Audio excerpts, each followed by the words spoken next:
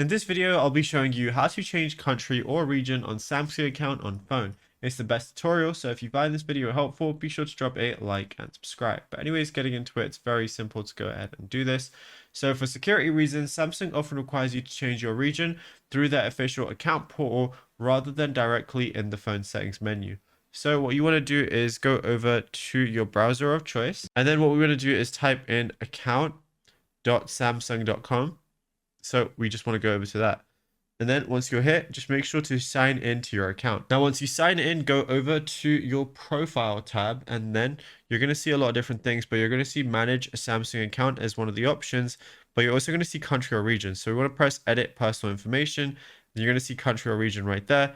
And at this point, I can literally just go ahead and change my country or region to anything I want. And yeah, it's as simple as that. Now, if you found this video helpful, be sure to drop a like and subscribe, and check out all the other tutorials that we've been posting on the channel as well.